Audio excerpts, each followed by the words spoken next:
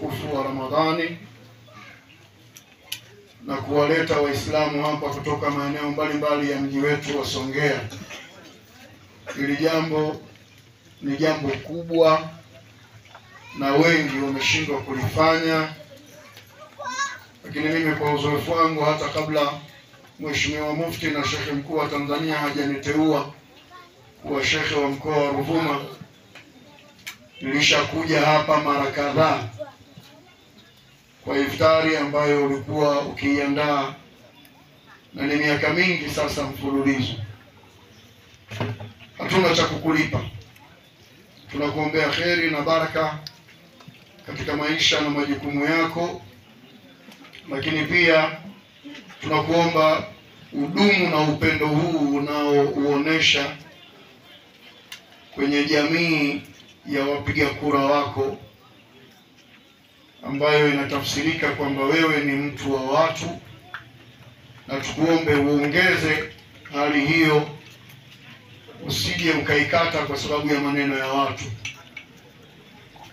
Mheshimiwa Waziri, kwa mujibu wa maelekezo ya Kiislamu, kila jambo jema shetani ulikimbilia na ulihangaikia kulizuia. So kuwaleta watu hawa nyumbani kwako wakala wakanywa chakula cha thamani kama hiki ulichokiandaa sio jambo dogo. Sawa na maneno ya Waswahili, mti wenye matunda ndio unaopigwa mawe. Wewe ni mti wenye matunda.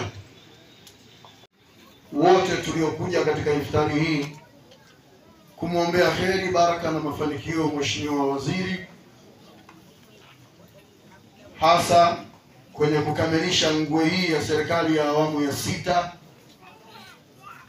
na tunamwomba Allah kama itampendeza arudi tena kuwa mtumishi wetu kwenye eneo hili bunge la Songea mjini. Tunaamini inawezekana.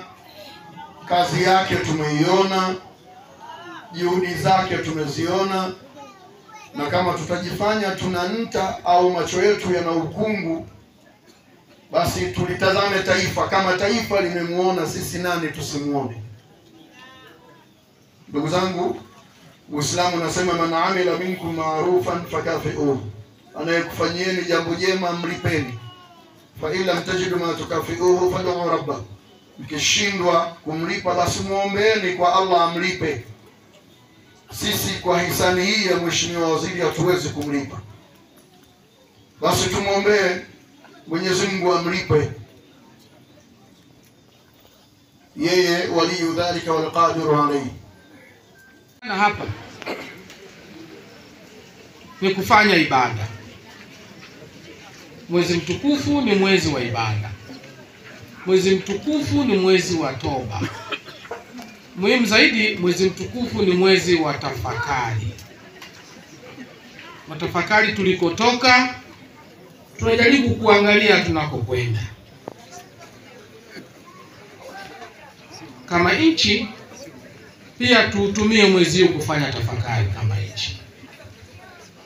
Nchi yetu imekuwa ya amani toka tumepata uhuru miaka 64 iliyopita.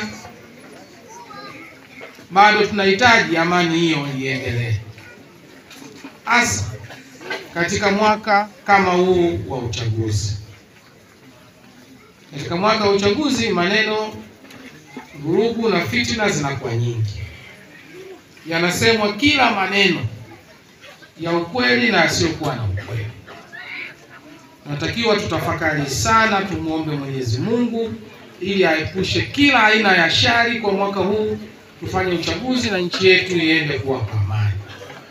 Katika mwezi mtukufu pia tuutumie kumwombea rais wetu Daktari Samia Suluhu Hassan. Mama huyu ni chaguo la Mungu. Amekuwa rais kwa kipindi hiki kwa sababu Mungu alipenda awe rais.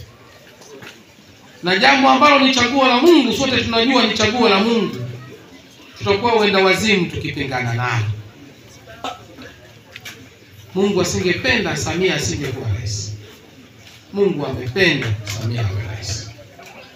Kazi yetu sisi waumini wacha Mungu wafia dini ni kutekeleza azma za Mwenyezi Mungu, kuhakikisha kama ambavyo Mungu amependa Samia aendelee kuwa rais. Kwangu mimi mbunge wenu, mtumishi wenu, nimekuwa nanyi Wanasongea kuanzia 2018 katika uchaguzi mdogo. Mwaka huu ni mwaka wa uchaguzi. Bado namuomba Mwenyezi Mungu na nawaombeni nyie tuendelee kuwa sote kwa pamoja. Tumekuwa tukishiriki ibada hii kama nilivyosema toka nimekuwa mbunge, lakini sambamba na hii tunashiriki pia Idi ya kuchinja. Kila mwaka ninasaidiwa mimi na marafiki zangu, ng'ombe 2 3 tunachinja, kinachowezekana kile tunagawa. Kwa nini? Kwa sababu ukiwa kiongozi, hata kama wewe sio wa imani hiyo, unawaongoza wote wa imani zote. Na ndio maana kila mwaka tunakutana hapa tena nyumbani kwangu ili kuonyesha nchi yetu Tanzania haina ubaguzi wa dini. Sote ni wamoja. Kile kidogo tunashiriki wote hapa, tunakwenda vizuri. Kwa hiyo tunawashukuru sana kwa kuweza kushiriki. Niwaombe tuendelee kushirikiana kwa namna hiyo hiyo ili tuendelee kufika vizuri zaidi. Ule umoja mlionao miongoni mwenu, lakini miongoni mwa Wanasongea na Wanaruvuma na Watanzania. Leo tumejumuika kwa Mheshimiwa Dr. Domas Ndumbaro, sio kwa mara ya kwanza au mara ya pili. Kila mwaka inapofikia wakati wa mfungo, mheshimiwa huwa anatualika kwenye anafuturisha, na hiyo ndio nadhani ni sehemu ya baraka ambazo Mheshimiwa Ndumbaro anaendelea kuzipata, kwa sababu unapothamini ndugu na jamaa na hata wasio ndugu katika imani, maana yake wewe unapata baraka kwa kila mmoja.